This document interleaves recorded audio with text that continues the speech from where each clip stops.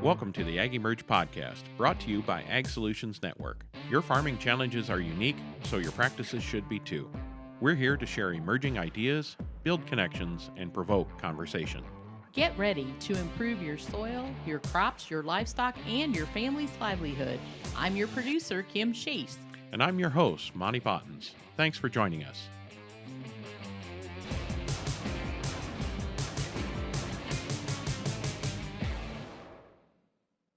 Thanks for joining us. Today we welcome Tom Willey. Tom, along with his wife Denesse, operated T&D Willey Farms from 1981 until 2016. A 75-acre certified organic farm in Madera, California, they were growing a wide array of Mediterranean vegetables the year round. Tom says, we've got to figure out how to live on agriculture without destroying the natural systems that support its productivity. He goes on to say that organic is all about living biology and the diversity of biology and all of the living organisms in your soil. Monte and Tom have a great conversation about all these things and so much more. So let's jump right in.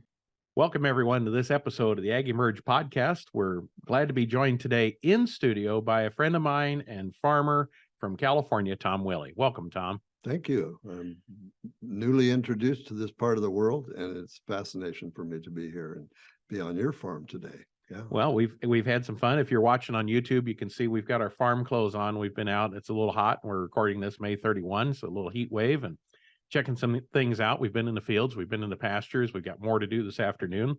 But it's we've had some fun discussions driving down the road, and we're going to try and jam all this that we can into an hour. Sure. Otherwise, people will have to make 2 or 3 versions of this, and it'll be to be continued, right? If you feed me well tonight, I might come back again. Oh, thank you for the warning. So, returning the favor here, Tom has invited me once or twice to be on his radio show that he does in Fresno called Down on the Farm. It's a monthly radio show. But tell us a little bit about yourself, your history, how you got started in farming and what it grew into, just your story for everyone to hear what you've done through the years, and then how that grew into your own radio show too. Well, I grew up in a suburb outside of Los Angeles, actually a couple blocks down the street from the San Gabriel Mission, where it turns out the first agriculture in California occurred. Because uniquely the native Americans in California, even though it was the most densely populated part of the country when there was only 3 million Indians living in what would eventually become the United States, even though 300,000 of those people lived in California, they didn't do agriculture. They were a lot more intelligent than we were. But that environment was so generous that they didn't need to plant seeds or swing a hoe. But when the Spanish missionaries arrived and started up the San Gabriel Mission, which they called the Queen of the Missions, was the first place that they began agriculture in California and enslaved the Indians to help them. But anyhow, my family lived down the street, and I don't like to say, but I like to say my family was black thumbs. They couldn't even grow a house plant. And the only thing that I fell in love with in our backyard was a plum tree. A plum tree that Luther Burbank had developed or maybe stolen from Japan.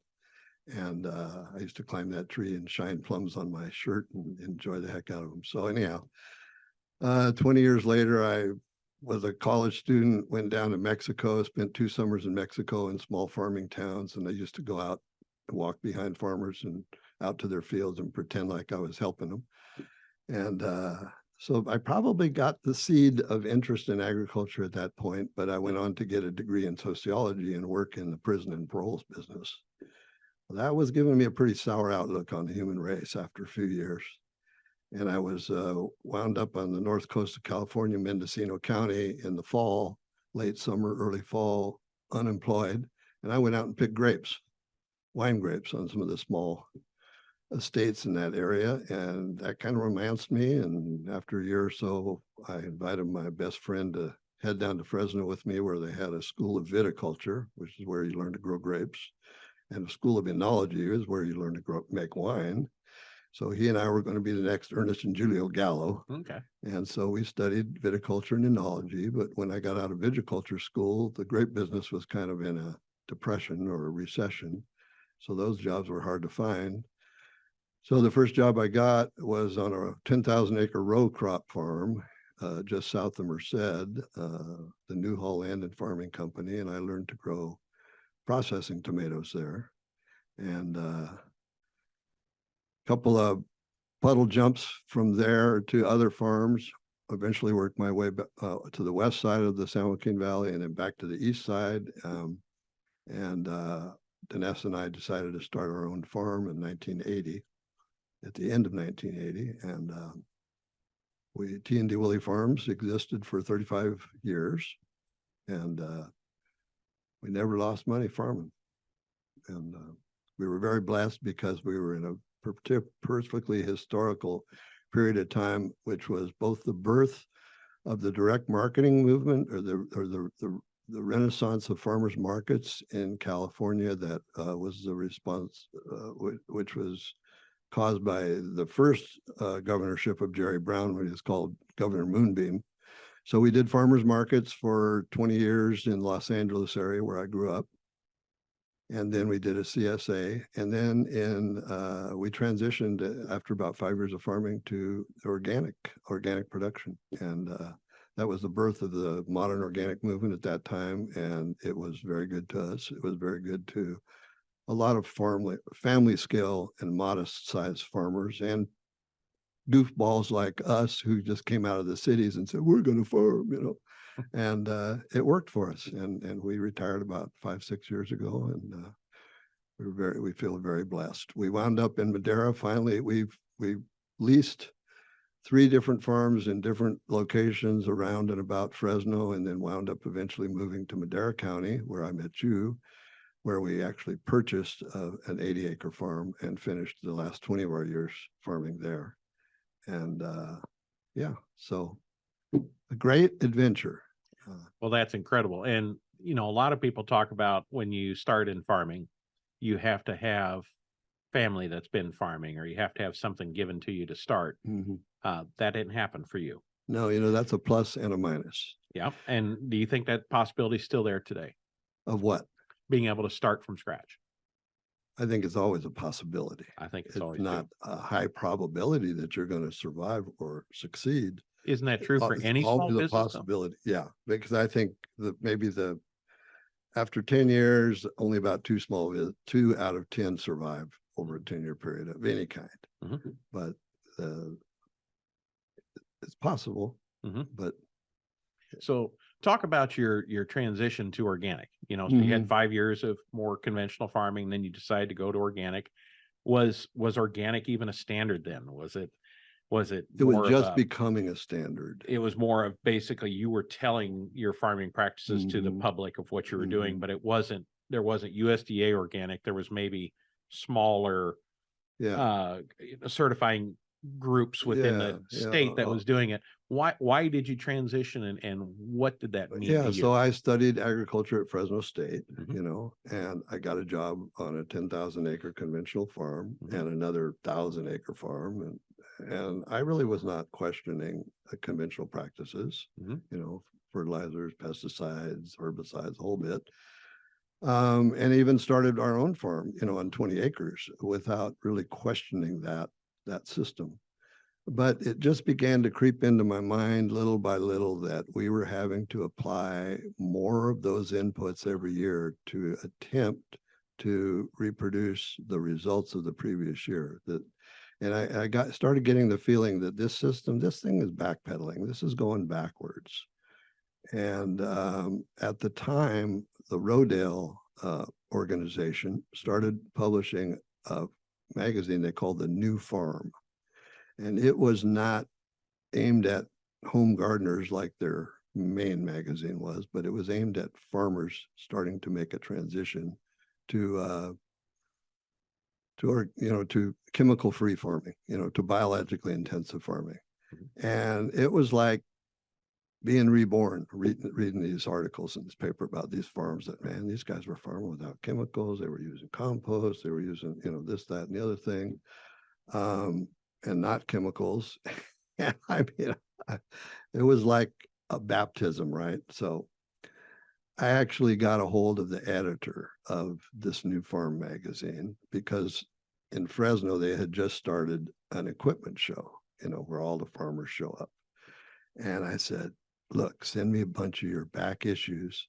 I'm going to rent a booth at the Fresno Farm Show, and I'm going to convert all my neighbors and friends too to this organic thing. So I took all those magazines down there, spread them all out, and all these farmers came by and nobody picked up nothing. And the only thing I accomplished in that effort was that I met the 5 other people in the San Joaquin Valley who were organic farmers. And so I started creating a little community, but I hauled all those magazines back home. They stayed up in the rafters of our garage for about 10 years until we decided we better throw these things away. So from that seed, we kind of started creating community around organic farming. And no, the whole certification deal at that time was private. It was started by the California Certified Organic Farmers, which started in 1973. We're celebrating our 50th anniversary this year, awesome. Right now. And it was really started by the generosity of Robert Rodale from the Rodale Institute, who was kind of inspired it and I think gave him some money originally to get it going. And so it was completely private for 5-6 years until we got the state of California to adopt the first organic law, I think in 1979. I think that was revised then in 1991. And then the community made a big decision to hand the thing off to the federal government and the USDA. And the National Organic Program went into effect in 2002. So it was a whole progressive thing. And I was somewhat involved in that over the years. And I think it's really questionable now whether it was a good idea to hand it off to the USDA, positives and negatives. And it's hard to see exactly where that balance is. So it made organic a big deal, all of a sudden. I mean, 15% of the whole fruit and vegetable market in the United States is now certified organic. And so that maybe wouldn't have been possible without the USDA, but there's negatives to that too, so. Well, we're going to dive into those a little bit, but one of the things we were talking about in the truck on the way here was just the need for how to grow things organically, let alone having the certification, but just when you were starting out and probably with these other farmers you found in the San Joaquin Valley, knowing how to grow crops organically was a huge challenge. We were absolutely ignorant. I had a friend that had chicken houses next door to him, and that they raised chickens on about 6 inches deep of wood shavings, right? Or rice hulls. And so he's had his neighbor scrape all of that out, and he put it 6 inches deep in his orchard. Oh my God, he was nitrogen deficient for about 5 years after that, because the carbon to nitrogen balance was totally out of whack. I mean, I had the city of Fresno bring all of the leaves that they scraped out of the gutters on the streets out to my farm. And I was going, that was going to be compost, right? And I mean, there was baby dolls in there. There was palm trees growing out of it. There was, tires. Oh my Lord. I even had a guy bring truckloads and truckloads of walnut hills up to my farm one time. I had a whole row of those things, maybe a quarter of a mile of them. Fortunately, I never put them on my land because I didn't realize that this stuff is toxic, That's like a herbicide, right? And this guy thought he had cut a fat hog because he got rid of these things to some dumb guy who thought it would be organic fertilizer, So man, I'm telling you, we were so ignorant. I mean, we had guardian angels to survive, but we came together as a community and we shared our successes and we shared our failures. And we little by little pulled ourselves up by the bootstraps because nobody else would help us. Our neighbors thought we were idiots. They laughed at us. The universities, the same thing. In fact, my wife is angry today at this one farm advisor in Fresno County who, when people demanded that he show them an organic farm, he would bring them to our farm. Okay. But as soon as they got there, he would say, okay, here's your organic farm. It doesn't work, but here it is if you want to look at it. And this guy would go to farming conferences wearing a badge on his shirt called Organic Farm Advisor, just to mock us, just to make fun of us. Anyhow, it's not that way now, but in the early days, it was hard to grow it and easy to sell it. Now it's easy to grow it and hard to sell it because the tables have turned. Yeah. We'll talk a little bit about, something I know you've become really involved with over time's Eco Farm Conference. Ecological Farming Conference, that was kind of our And organic extension, like extension service. Yeah, because, the USDA Extension Service was not interested in helping us. And so we had to help ourselves. And that was the community where we came together every year for 3 or 4 days and had a powwow and taught each other how to farm and how not to farm. Exactly. And it's a great conference if you ever get a chance to go to it. Oh yeah, it's attended by about I've enjoyed it. 1,500 people every year. Yeah. And it's Great on a location, beautiful too. place at Sillamar Conference Grounds, which is right on the Pacific Ocean in the Monterey Bay there. in Yeah. Monterey. Yeah, it's a beautiful, pretty rough. beautiful place. Yeah. It's a tough place to spend. So 3 tell days. us about your role with that and how you're keeping that mentorship or that extension aspect vibrant for farmers. Yeah, many years ago, I was a few years on the board of directors of that organization, the Ecological Farming Association. And then more recently, since I retired, I have joined the planning committee of the conference itself, what we call Eco Farm Conference. As I mentioned 45 years ago, when it was initiated, that event, it was really the only place that you could get reliable information about how to farm organically. So it was basically a conference where you would attend a whole bunch of workshops on weeds and fertility and varieties and all this sort of things. But now, 40 years later, it's kind of morphing into something different because we're handing this off to another generation now, or we're attempting to. All the people of my age, the originators, kind of are going to seed and getting long in the tooth. And so we're looking for younger people to hand it off to. Well, the younger people are kind of interested in a different set of things. They're interested in urban agriculture. They're interested in food sovereignty and equity issues around agriculture because, all the farmland in America is owned by 99.9% white guys like you and me, right? And hardly any minorities, even though certainly in California, all the farm labor is done by immigrants, mostly from Mexico and Central America, right? So those are big issues now that are emerging that is beginning to, fight for a part of the agenda. And so I've kind of helped organize a group of farmers. The sad thing is that farmers don't have time to serve on these committees to prepare these events because they're out there farming, trying to make a nickel, so a few of us retired farmers and a few farmers that do have a little bit of time, we put our heads together to try to continue to interject good practical farming information into this agenda and fight for, the importance and the primacy of that as well, even though there are many other places to learn how to farm organically now than just Ecological Farming Conference. But that's been something that I'm somewhat dedicated to because that event and the people that attend that event gave me so much and probably saved my hide as a farmer over the years. And so I just feel like it's important to give back, Yeah. No, and I think, a lot of these things, conferences need to expand into how can you reach the farmer in a way that they can't, because they are so busy. It's hard for them to come to things, I think a lot of YouTube videos and information sharing. I see different organizations that have, like old-fashioned listservs, but modernized listservs, post boards that work good for sharing the information on a timely basis. But yeah, you can't forget some of the why you started, right? And Sure. make sure that people know how to produce food and survive as a farmer. All of those methods of education didn't exist, 45 years ago when we started this thing. Right. And I'm still a proponent of getting together physically with people. That's the real sharing. That's the deep kind of sharing and the way you can create community. Mm-hmm. So I still think that's very important.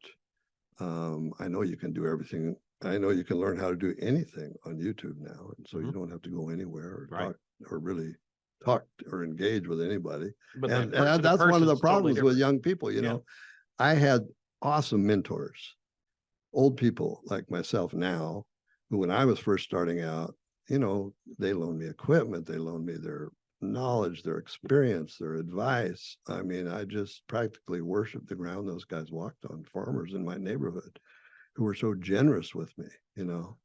And I'm trying to do that now. I just basically hang out my shingle. I don't even try to make money off of people that want help. But honestly, I don't find any young people that are banging on my door hardly. I mean, here and there. I'm mostly in the service to my farming community. I'm still mostly working with farmers. They're almost my same age. They're more open to it. And to me, working with them experimentally and stuff like that than the young people. So I don't know. I guess they're picking it all up on YouTube. They don't need the geezers, or, you know, I do require a good lunch or a good dinner if I help somebody, Okay, but okay. they probably don't want to even feed people Well, anymore. you So heard it here. Old organic farming geezer, available for consulting services, will work for food. we'll work for, Yeah. absolutely. Yeah.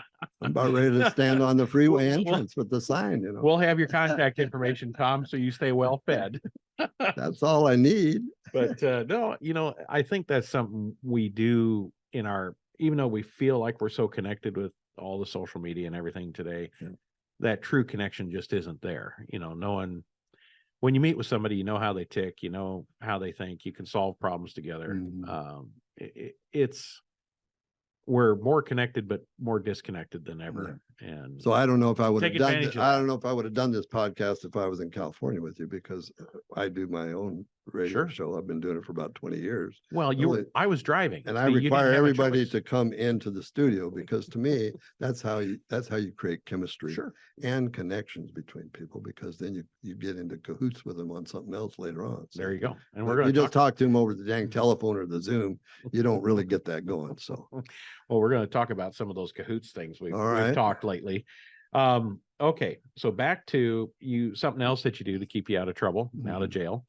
CCOF, you're pretty involved with that organization. California Certified Organic Farmers. Yes. Thank you. Uh-huh. Tell us about what you do there and some of the Well, challenges you're running into. Many decades ago, I was on their board of directors for a few years, and now it's a pretty big organization. You know, at that time it was a kind of a fledgling organization. Now CCOF is the largest organic certifier in the nation. They certify over 4,000 entities, farms, processors, even retailers, and that sort of thing. So it's a big business. And when I retired as a farmer, I was approached by the president of the organization, asked if I would serve on this management committee for the certification services. So there's really three parts to the CCOF organization, and it was really caused by the National Organic Program, because all certifiers in the United States now, they're basically contractors to the USDA, and they're accredited to do certification work for the USDA, implementing the National Organic Rule. So that required a separation from a farmer-led organization. Farmers used to be very involved in certifying their own neighbors, which some people would say, well, that's conflict of interest. But on the other hand, you know what the heck's going on down the street, right? And your neighbor knows what the heck's going on your farm and all that stuff. So it's not a bad idea for the neighbors to be involved, because they kind of can know who's buffalo and who and all that stuff.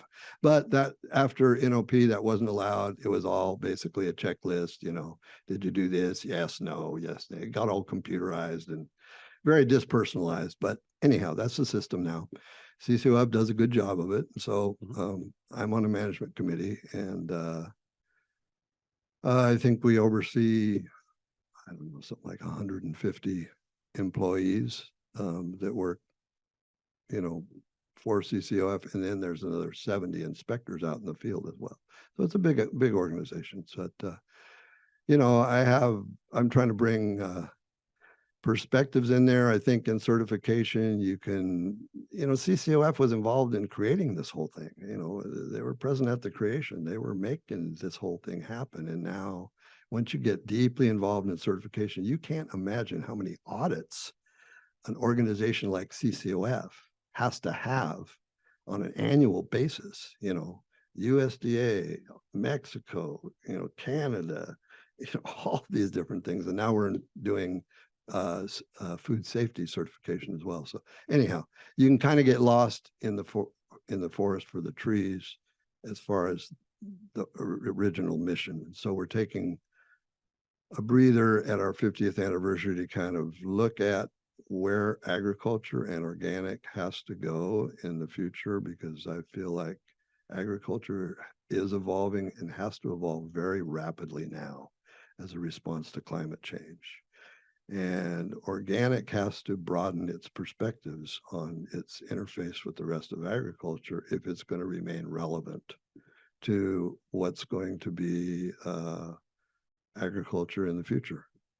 And our relationship to the regenerative movement, okay, which to some extent is a criticism of organic having lost some of its mission and becoming very legalistic. So I'm trying to play that role because, I'm one of the old codgers, and help bring back that sense of mission, particularly around the area of the soil management practices on very, very large scale organic farms. We have 20, 30,000 acre organic vegetable farms now in California. And probably that represents over 80% of anything organic that you find on a supermarket shelf across America is going to be coming from one of these very large farms. Mm-hmm. And unfortunately, because of the ignorant understanding of what food safety comes from, of the really large buyers like the Costco's and the Walmarts, I can probably say that here, right? Because they're not, they're not sponsors of yours, right? They think that food safety comes from a sterile environment. Well, organic is all about living biology and the diversity of biology and all of the living organisms in your soil, and the filter strips and the insectary strips, and you invite everybody to the table, and they figure out how they're going to coexist with each other. We saw that on your farm today in spades. So these big buyers are actually preventing the large organic vegetable farms from using things like compost, which is that's like one of the 10 commandments of organics, is you use compost, at least when you're growing vegetables, not when you're growing corn and soybeans on your farm because you can't afford it. This is not good. So that's kind of one of my missions, is looking for the scientific research out there that certainly exists, that demonstrates that, intensive, robust, diverse biology on farms actually creates an environment that is less open to the invasion from human pathogens. And if they do arrive there, they get ejected very quickly. So that science exists, but it's being ignored. And so that's one of my projects I'm working on.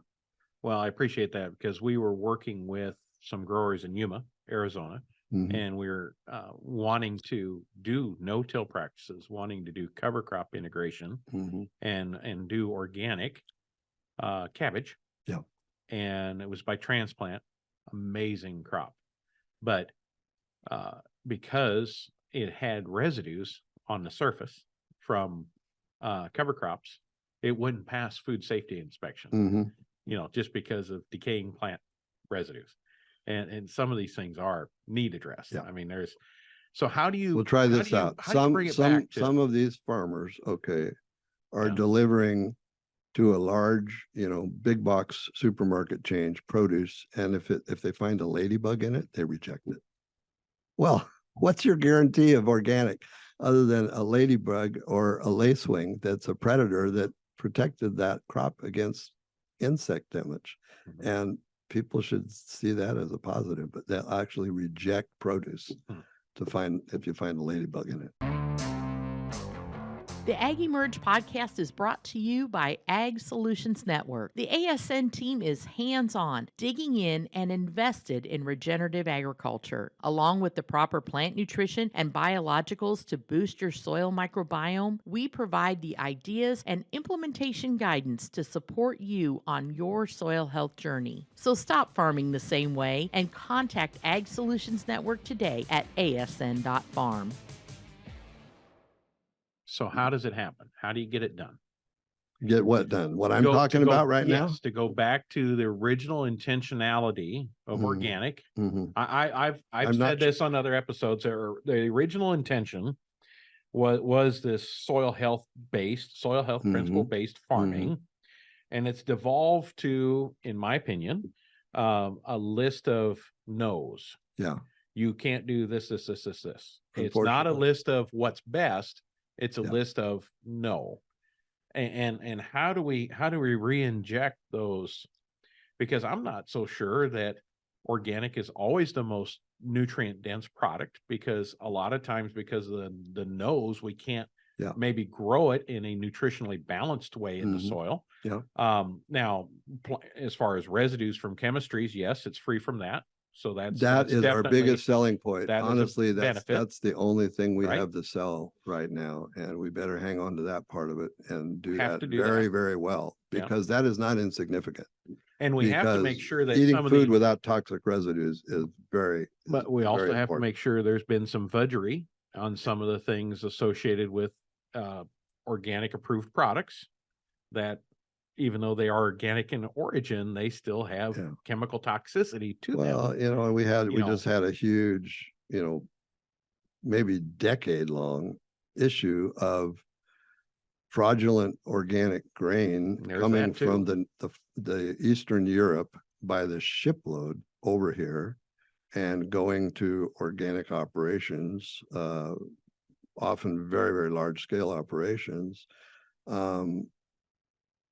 that went into organic animal agriculture, and it basically put the authentic organic grain farmers in America out of business, because they couldn't compete price-wise with this phony organic grain that was coming. Well, one government agency, I forget what it is, some auditing agency, finally figured that out. And I might be speaking erroneously, but from what I understand is that they actually embarrassed the USDA into cleaning this up. So they just adopted this big strengthening of enforcement rule now that's going to really tighten down on that. But a lot of damage was done by that, both to the organic grain producers in the United States and the smaller family scale authentic organic dairies who refused to use that kind of grain and were buying grain from authentic producers in the United States, and basically got outcompeted by a bunch of phony stuff. So, well, fraud, but to get back to say, fraud's going to happen. the but, fraud okay, happens, yeah. In any industry, and it's yeah, sad. It's the and it human has to greed. be, and But- it has to be bird dogged and watched. How do we get the intention? Okay, so- more back to the original intention of 50 So years ago. here's my theory of how this happened. When a bunch of organic idealists helped write the National Organic Rule 30 years ago, it was, to them, it was taken as a given that all of this good soil management was going to go along with organic. Because that was just Because understood. actually there weren't the proliferation of industrial organic inputs at that time to do fertility. The only thing we had at that time was basically cover crops and compost or manure. And nobody envisioned that 30 years later, we were going to have all of these, Blood meal, fish meal. all of these kind of manufactured. inputs that could be used as substitutions for conventional inputs. And Okay. that people practicing organic agriculture would elect to use those and ignore the compost and the cover crops. But sadly, that is what's happening. And so people like yourself in the regenerative movement are ringing our bell. And for good reason, they're ringing our bell. And they're saying, look, we're growing the cover crops. We're growing the multi-species cover crops. We, in some cases, are using the compost. And we're even, not tilling the soil, which 30 years ago, we didn't know it was a mortal sin. Now we know it is. And they're saying, you organic guys, a bunch of you guys aren't even doing this stuff. And yeah, we're using, maybe we've reduced our chemical inputs by 80%, herbicides, pesticides, even synthetic fertilizers. We might still be dependent on a little bit of this, but we're doing something valuable and important. So instead of these two communities throwing rocks at each other and saying who's the most important or doing the right thing, we need to put this whole thing back, put it together. The organic community and the regenerative community have to come together and create what is the next revolution in agriculture from my perspective. So it's like, joining forces, not fighting against each other. So. Right. And so talk a little bit about, the mortal sin, if you will, of tillage, as you said it. You and I were talking, we said we both agree that we know using synthetic chemistries for herbicides and those kind of things, we know there's consequences to those. Yeah. And when those been researched, it's out there and those kind of things. But there's just kind of a general lack of understanding of the consequences of tillage. We know we lose carbon. We know we select for more bacteria in the system. We know we destabilize aggregates. We reduce water infiltration rates. We increase, soil temperatures and plant stress and evaporative loss, all those things. But we've never really said that. You don't see any lawyer commercials saying, did your farmer till? You could be a settlement to $5 billion, but we see it, right? Did you work with glyphosate? Did you work with paraquat? We see those commercials constantly. Oh yeah. So I think that brings the awareness up, right? On those chemistries. Yeah. But there's not that awareness of the damaging effects of tillage. And how do you balance the two? How do you get to the organic no-till system, right? That would be the penultimate. It's extraordinarily hard to do. I mean, extraordinarily. How do we get the very best of both worlds in practice? I don't know. Tillage agriculture could be the ruination of the human race. Honestly, I mean, it only did it in every other civilization before, right? Yeah, and irrigated agriculture as well is every civilization that is dependent on irrigated agriculture has been doomed. But we are employing about 40% of the entire land surface of the planet now to produce food for humans. Now most of that is not an intensive row crop agriculture. I forget what percentage is, but a lot of it is pasture and grazing. Or can it be? I mean, the arable land is what can be farmed is mostly being farmed. Maybe not to the best, but yeah. So and we're trying to keep 8 going on 9 billion people fed on the planet. I try to remind people that agriculture is really a short-lived experiment. We've been doing it for 10, 12,000 years. Our species has been here for 250,000 years. And so it only represents 5% of our history. It is an experiment. And the outcome of the experiment is uncertain. And it may not be going in a great direction. I mean, with the kind of chemical intensive agriculture that we do, we can really boost yields and we can hold yields up. But partly, and I am observing that in the fields that I've been looking at here in central Illinois the last few days, that is at the expense of the intrinsic value and importance of soils. Like you dug a shovel full of soil on your farm couple hours ago and showed it to us, and I said this is a 5% organic organic matter soil, which was pretty obvious to me. But some of these soils around here are, I mean, they're almost so light colored they're white, and the color of soil is a pretty good indication of the amount of organic matter in it. So we have been using up the organic matter in soils. And in fact, we put more carbon, human beings put more carbon into the atmosphere from plowing soils than they did from burning fossil fuels. And not all the way up until 1955 or 1957, 133 gigatons of carbon, which is a gigaton is a billion tons. Okay. So, we need to put that back. Soil is one of the biggest sinks of carbon, and we need to pull it out of the atmosphere, get it back into soil. That is why we have to get away from tillage. That's why we have to grow cover crops. That's why we have to intensify photosynthesis. And we have to focus on that both in organic, all of agriculture. I'm a lot more interested in the fate of agriculture and our species than I am in whether organic is more important than regenerative. It's all immaterial as to whether we're going to survive doing agriculture, because we don't have any choice now. We probably should have stayed hunter-gatherers, but we screwed up in the Garden of Eden. We went the other way. We got to figure out how to live on agriculture without destroying the natural systems that support its productivity. And that's a tough call.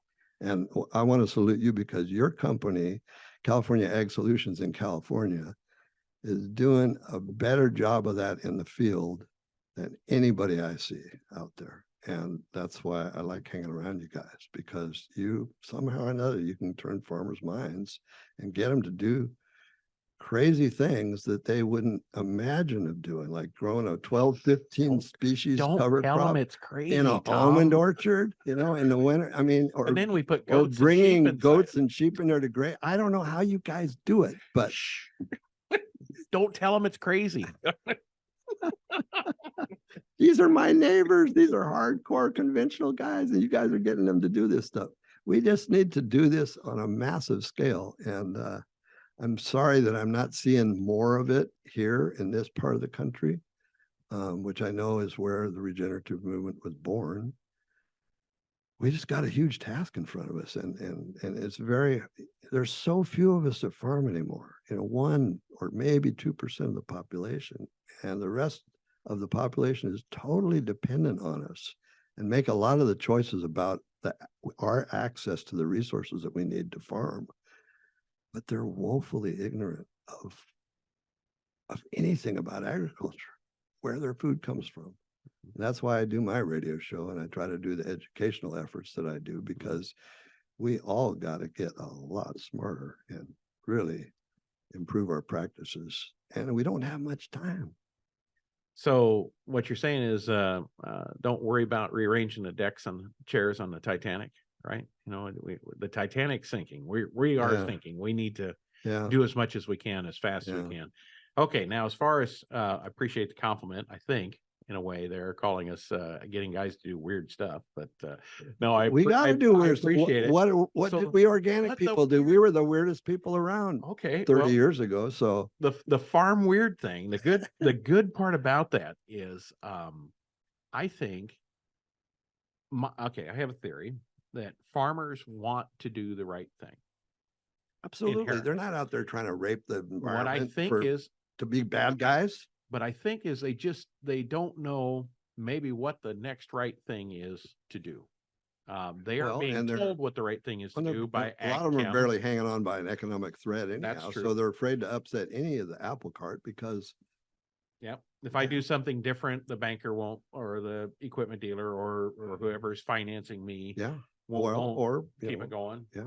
So the big challenge is really looking at what can you do next as a farmer. You can control you. Okay, we can try to vote, we can try to have influence on government, but what you can do right now today as a farmer is control what you do. You have the responsibility for some piece of land, right? So the stewardship of it. Looking at doing something a little bit different, just challenging yourself to what can I do next. I've always thought that's what we need to help farmers do. And that's what you teach them in what are possibilities of what we can do. And so, we haven't been around the whole farm yet, but we're essentially a lab of what at scale things you can do with cover crops and planting and livestock. What is really brilliant is that you're leaving these little postage stamp pieces on your grazing farm to show what it would look like if we hadn't done what we're doing with these animals. And that is really instructive. Wasn't it kind of interesting to see that difference? Oh my God, yeah. Night and day. And I hope the USDA people can come and have a look at that, Yeah, and the sad part is all the taxpayers are paying for they're subsidizing that lack of nothing. Really bad management on this conservation reserve program lands. And It's just, Gives you a headache if people sometimes, could doesn't it? have the tour that we had this morning on your Grateful Grazing farm, it's an absolute eye opener. It's just awesome. Yeah. Well, and plus we're going to enjoy dinner because, you know, like Tom says, he works for food. So we're feeding him tonight. So that's And really good. along with a bunch of your customers, right? Exactly. So you're- Exactly. We're going to have a fun time. Yeah, right. So I want to talk a little bit on our time here together on a California specific issue called SGMA, Sustainable Groundwater Management Act, where we're been tasked with the charge of not pumping out any more than goes into the aquifer. So again, it's more of this fighting over the deck chairs on the Titanic. Oh boy, especially in our county. Who in gets what Madera. water where? Madera County is an upland county, if you will. So there wasn't a whole lot of surface irrigation rights there because just the topography until the Central Valley project came in and we diverted water. Yeah, well, off because of- all the water to the belonged to north. this guy, these Yeah. guys named Miller and Lux. I know. Who had a cattle empire in the valley that spread over 1 million acres. Yeah. And they had the rights to all the water. In fact, they owned my farm at Mhm. one time. And so Madera Irrigation District tried to get going a couple of times, and Miller and Lux put them out of business in court. And actually, the origins or the headwaters of the San Joaquin River, which is the second biggest river in California next to the Sacramento, Mhm. are in Madera Madera. County. Mhm. And yet Madera County Yeah. has a minority share of that river at this moment. Mhm. And unfortunately is farming about 3 times as many acres as you could with the Surface water that they have only. rights to Right. in when there's no drought, you know. It's tough. And Yeah. so as a result, farmers all over the San Joaquin Valley have been always using the aquifer, which is probably one of the most awesome aquifers on the planet Earth, because the Central Valley in California used to be an inland sea. So it was a big open basin that was part or connected to the Pacific Ocean at one time. And the Sierra Nevada right now that has this Yosemite National Park in it, it's not the original set of Sierra Nevadas. There was at least one previous set of Sierra Nevada mountains that over eons, we're talking millions of years, eroded down into what was this inland sea and filled it up with loose, what we call alluvium. So a lot of empty space in it. So we have all of these rivers coming out of the Sierra Nevada that used to flood the valley, and all that water percolated into the water table. So it's awesome aquifer. I think the water extracted for irrigation all over the country, I mean, Central Valley represents 20 or 25% of all the irrigation from groundwater in the country. So we've always turned to that source whenever there wasn't enough water that we would get from the rivers or from the reservoirs to irrigate, and people who didn't even have access to river water or reservoir water would farm exclusively by just pumping. So we pumped and pumped and pumped and pumped, and we're getting near the bottom of the bathtub. They finally figured out, and somebody said, "Ooh, we got to do something about this, you know. Yeah. We're running out of water." So they passed this law back in a previous drought to the one we just had. And it's a slow process. They're talking about, you know, within 40 years, by the year 2040, you have to be completely in balance. You can't take any more out of the aquifer than what is put back into the aquifer. It's, you know, it's a shell game. Everybody's playing. I don't know. In the case of Madera County, we can't wait until 2040 to balance the water table. Right. We're going to suck it dry Before then. by 2030, probably. And so I think we're definitely looking at losing at least half of the irrigated agriculture in Madera County, at least. Because even if you're in the Madera Irrigation District that has rights, on an average year, you only get 1 or 2 feet of water. Well, to grow almonds, it takes 4 feet of water. And to grow a lot of other things that takes at least 3 feet of water. So even in what we call a normal year, we're still honking on that water table. I don't know. We didn't go to Madera for the good water. We knew it was a tough water place. In our case, fortunately, we were okay for 20 years, but now we're retired. And one of the reasons that I did sell my land is because I could read the tea leaves and knew that we weren't going to have the water to farm after a while. So two things Yeah. we've worked on, and one of the things just to jump into to give a little hope to people that we just discussed. But one is you have to balance the water in to water out. Yeah.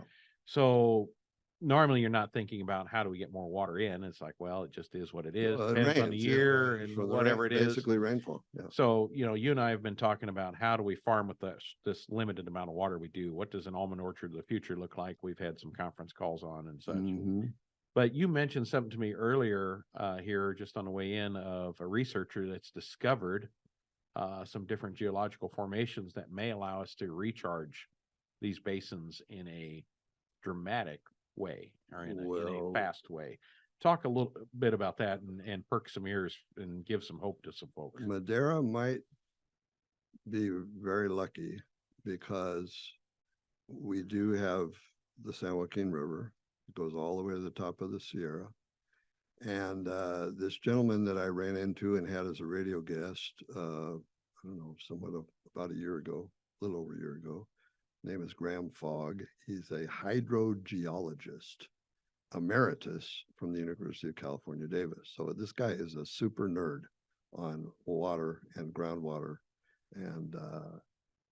And so he and a graduate student some 20 or some years ago, they were working on something down on the Kings River, which is the next major river south of us, the one that's flooding now and recreating Tulare Lake, the Ghost Lake. Okay. So they were doing some hydrological work on there, and somehow or another they began to find evidence of really deep layers of cobblestones and gravel that were just a few feet under the surface, maybe 10 feet under 6 or 8 or 10 feet of soil, and that cobble and gravel extended for like maybe 100 feet deep. And so it was really hard work because they could only use well logs or bore their own holes. And they finally figured out that there was an area that was 2 miles wide and 20 miles long. It was just like this under the surface of the ground. And what they figured out was that this was the ancient previous riverbed of the Kings River that was during the end of the last ice age, when all of these glaciers on the Sierra Nevada were melting and sending such immense volumes of water down the mountains and into the valley that they carved these deep valleys, and that the violence of the water was bringing down these cobble and gravel, and eventually that got filled in, and now these areas are popularly known as paleo valleys. So they were the ancient previous riverbed. And so San Joaquin River, being the second major river in the state of California, is bound to have one of these. And we're hoping to hell it's in Madera County and not in Fresno County. And so we're working now to find this. Graham Fogg and a woman from Stanford University talked the Department of Water Resources into flying these helicopters up and down the base of the Sierras, penetrating the ground with these electromagnetic signals, which they kind of use for oil explanation, and it can kind of tell them what the geology is like for about 1,000 feet deep. And so they're mapping where these paleo valleys are likely to be. So we're working, my friend Matt Angel, whom you know, who owns the Madera Pump Company, and I are kind of spearheading the effort in Madera on in locally, collaborating with these people at Davis and Stanford and Department of Water Resources and whatever, trying to locate this paleo valley. So if we do, and we could turn it into a groundwater recharge facility, it's possible that during huge flood years like we have right now, we could maybe turn half of the flow of the San Joaquin River into this Paleo Valley thing and recharge the aquifer big time. And because the whole challenge of this recharging aquifer thing is that you have such a massive volume of water in such a short period of time during these snow melts that it's really hard to get it in the ground fast enough before it runs off into the ocean. And that's what we're struggling with right now. And there's very few people that were ready for this opportunity that we have going on right now and are spreading water on farmlands. But in these paleo valleys could take the water anywhere from 50 to 100 times faster than just regular farmland. So it would be just an awesome thing if we could find and develop this one in Madera County. So that's one of the projects that I work on. Well, I'm glad to see you're staying active in retirement, or I guess you Yeah, can't really because, call it retirement. honestly, You're I'm working glad that harder. I'm not having to make a living farming right now. It's getting harder and more difficult. We really kind of skimmed the cream off the organic marketplace for our time of farming. Well, And so, but I'm agriculture is my passion. I just Yeah. can't leave it go. And so here I am visiting Monte. If I was still farming, I wouldn't be on your farm today, but look what I would be missing. So Well, let's talk about the other thing we've been involved with, and it goes to show a little bit of how change occurs, right? So we had a recent conference call that was put together to find out, is there practices we could consider in almond orchards that will adjust to the reality of Sigma, both in district and out of district, or in white areas. And really, I was looking at white areas. I think we already said were places where well water only. They're well water only. Yeah. Yep. And so we were saying, what do we do with existing orchards? Okay. What do we do Which are with being torn out left and right now? Correct. How do we adapt new planting orchards? What does that look like? And could we really think bold and go to multi-species orchards for the water savings that is known to exist in any plant species community? Yeah. That's just a fact, right? Sure. Why aren't we doing that why does a field have to be all almonds and one all pistachios? And It's bare equipment, dirt and right? bare dirt under Yeah, that. yeah. So anyway, Really stretching the minds here. I know out of the conference, it all stuck on current events, and it just was a little bit draining. It's like, nope, can't do that. We've done all the research. Nope, that won't work. But the neat part is Tom knows somebody. We were talking to some oldsters there. Yeah, we were talking to oldsters.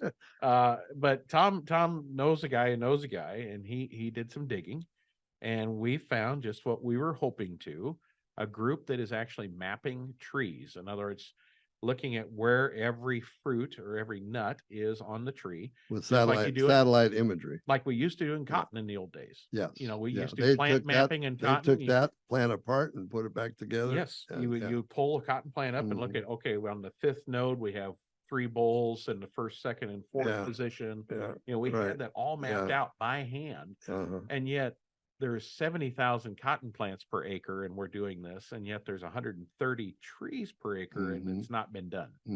Well, it has, because we found this group at Davis, the same place, younger people that were using satellite imagery, and they were able to figure out some kind of reading of this imagery to be able to predict the yield tree by tree to a 98% accuracy from these images, because I presume that they did the imagery and then they went down and shook each tree and verified it. Yeah. And so, but you can see tree to tree variance, some trees in perform fact, better than others, or there's something variance. like 45% variance from tree to tree in this orchard. Well, on what kind of pattern, that's what we want to look at. Because we drive by these orchards all the time, and you see like the outside row of an orchard is sometimes just loaded. It is so loaded with almonds that the trees are the limbs are breaking, or they have to Mhm. put these props to hold the limbs up to keep them from breaking. And then you go a couple rows into the orchard and whoa, it's, you know, there's nuts, but not like that, you know? And so we're scratching our heads. What the hell is that phenomenon? And we call it the edge phenomenon, right? So how do we create an edge effect throughout the field to get, because that outside row is getting just as much water as the neighboring row, Maybe less. correct? And it has more heat associated typically with the road, or Yeah. bare ground and Maybe more sunlight. dust, but it's definitely got more Yeah. sunlight. So how do we So you mimic guys are that throughout the guessing, could field? we skip and only have every other fourth row Yes. and come up with maybe 2/3 of the yield Mhm. by having only half of the trees, Mhm. by juxtaposing them in different positions and different. That's pretty, you guys kind of blew my mind that you were even thinking along those lines. Or if we could do community effect where you'd have maybe annuals with shorter statured vines, Mhm. or blueberries or something with medium statured almond and high Yeah, canopy walnut. And I realize it'll take robotic automation to harvest those individually, right? But creating like these Yeah. growth clusters for sharing of water, sharing of energy.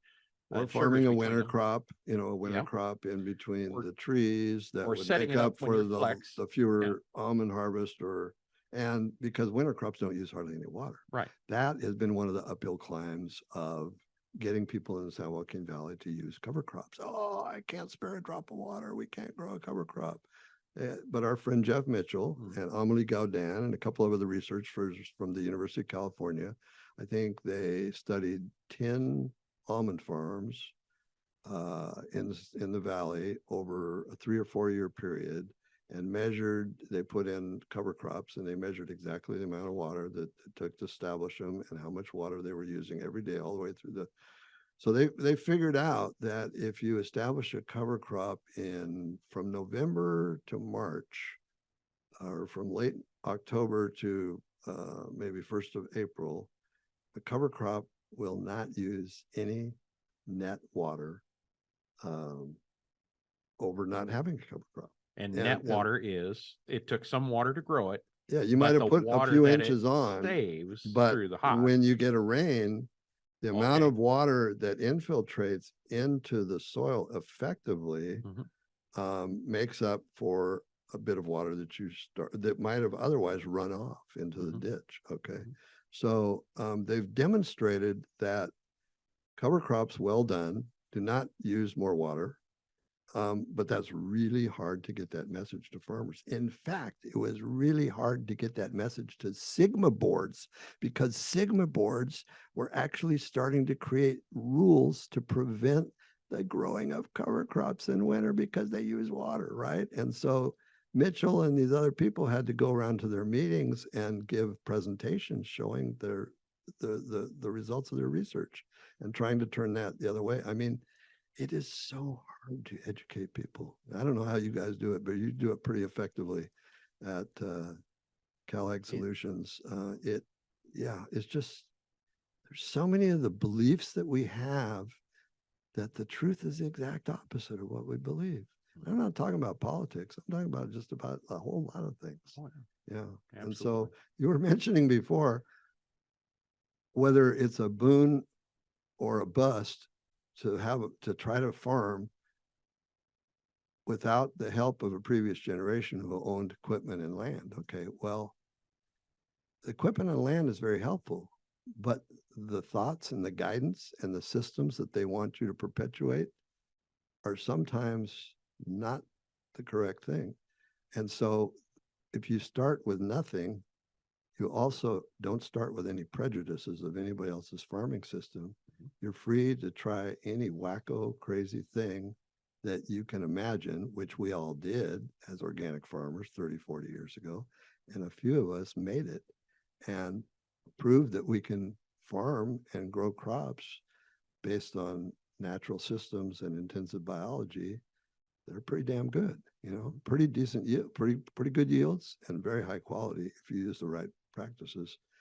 And if I'd had the so-called help of my family farm I may not have ever been able to do that because my dad would have been looking over my shoulder and said, no, you ain't gonna risk my land. You ain't gonna risk my money doing that kind of stuff, you know? So it's a help and a hindrance. So, Sure. Absolutely. uh, Well, moving forward, you got, we have to really, it sounds like we just really need to save ourselves from ourselves.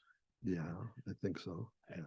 Because And we're not- doing things that are opposite of what we think. We think what we're doing is right, but it's really in many times the opposite of what is right.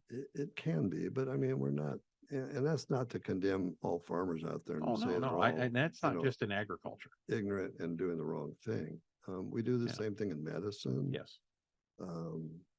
nutrition. I mean, all sorts of things. I Yeah. don't know. Yeah. We're a very successful species, but we may be too successful for our own good.